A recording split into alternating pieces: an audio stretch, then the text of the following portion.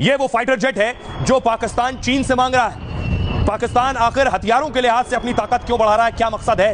इस तरह के कई दर्जन लड़ाकू विमान, चीनी लड़ाकू विमान जो पाकिस्तान ने मांगे हैं चीन से। आपको बताऊं, बेशक J-35 जैसा फाइटर जेट जो चीन का अत्याधुनिक लड़ाकू विमान है वो पाकिस्तान ले ले, लेकिन भारत के रफाल के आगे कहीं नहीं ठहरता है। ये आप देख रहे हैं, पाकिस्तान ने चीन से 40 ऐसे J-35 जेट विमान की डील की है। चीन का सबसे आधुनिक और 5वीं यानी 5th जनरेशन का यह फाइटर है। J-35 चीन के J-31 स्टील्थ फाइटर जेट का एक्सपोर्ट वेरिएंट है और इसे एयर सुपीरियोरिटी और स्ट्राइक मिशन के लिए डिजाइन किया गया, यानी हमला करने के लिए ही इसे बनाया गया है। J-35 को J-20 से छोटा बताया गया है, लेकिन इसमें जमीन और समुद्री लक्ष्यों पर हमला करने की ताकत है। J-35 रडार की पकड़ में नहीं आता है। इसकी खासियत है दुनिया के एडवांस हथियारों को लेकर स्ट्राइक करने की इसकी ताकत है। इसे उड़ाने की ट्रेनिंग पाकिस्तानी फाइटर पायलट ने ले रखी है और इसकी अधिकतम गति जो है वो 1400 किलोमीटर प्रति घंटा है। मारक क्षमता 1250 किलोमीटर यानी 1250 किलोमीटर दूर मार सकता है। रिफ्यूलिंग यानी ईंधन भरने पर यह 2000 किलोमीटर तक जा सकता है और यह जेट 500 किलो के 8 शक्तिशाली बम या 30 छोटे बम लेकर उड़ सकता है। अब जरा रफाल की ताकत देखिए इसके आगे। रफाल की मारक क्षमता 3700 किलोमीटर है, इसकी सिर्फ 1250 है, यानी रफाल की मारक क्षमता इससे 3 गुना ज्यादा है।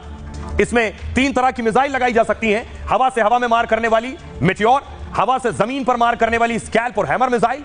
भारत ने 28 सिंगल और 2 डुअल सीटर रफाल खरीदे हैं। महज 1 सेकंड में 300 मीटर की ऊंचाई पर यह पहुंच सकता है। 1 मिनट में 18,000 मीटर की ऊंचाई तक पहुंच सकता है। चीन पाक के पास मौजूद आधुनिक फाइटर प्लेन से यह कहीं बेहतर है हर मामले में। इसे पहाड़ पर बेहद कम जगह में उतारा भी जा सकता है। समुद्र में चलते हुए युद्धपोत पर भी इसे उतारा जा सकता है। हवा में उड़ान भरते हुए फ्यूल भरने की भी इसमें ताकत है। एक बार फ्यूल भरने पर लगातार 10 घंटे यह उड़ान भर सकता है। इसका रडार सिस्टम बेहद मजबूत है। 100 किलोमीटर के दायरे में एक साथ 40 जगह पर निशाना लगा सकता है।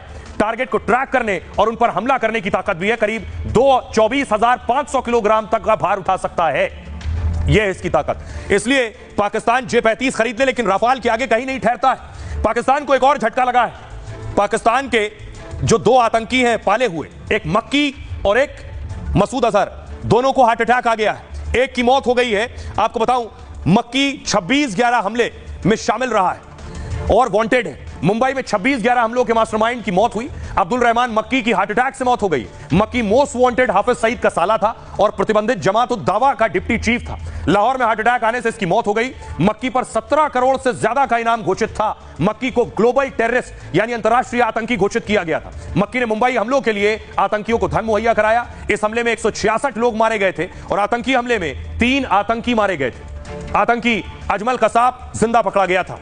अगला नाम है मसूद अजहर। आतंकी मौलाना मसूद अजहर को भी हार्ट अटैक आ गया। अफगानिस्तान के खोस प्रांत में छिपा बैठा था मसूद अजहर। अफगानिस्तान में ही उसे हार्ट अटैक आया। इसके बाद उसे पाकिस्तान के कराची लाया गया है। कराची के संयुक्त सैन्य अस्पताल में मसूद अजहर को भर्ती कराया गया और इसे जल्द रावलपिंडी के अस्पताल में भर्ती करवाया जा सकता है। आतंकी संगठन जैश ए मोहम्मद का चीफ है। ग्लोबल आतंकियों की लिस्ट में मसूद अजहर शामिल है। भारत में हुए कई आतंकी हमलों का यह मास्टरमाइंड है। 2019 में पुलवामा आतंकी हमले का साजिशकर्ता भी है। 2001 में संसद पर हुए हमले की साजिश भी मसूद अजहर ने रची थी। अभी हार्ट अटैक के बाद अस्पताल में भर्ती है। आइए खबरों में आगे बढ़ते हैं। आज की एक और बड़ी खबर है संभल से। संभल में खुदाई शुरू हो गई है। जामा मस्जिद के सामने ये खुदाई शुरू हुई। दरअसल जामा मस्जिद का सर्वे हुआ। मस्जिद के ठीक सामने आज एक तो पहली चीज, आज शुक्रवार था। अगली तस्वीर मैं आपको दिखाऊं। शुक्रवार था, काफी भीड़ थी, नमाजी पहुंचे नमाज पढ़ने के लिए। यह तस्वीर आप देख रहे हैं।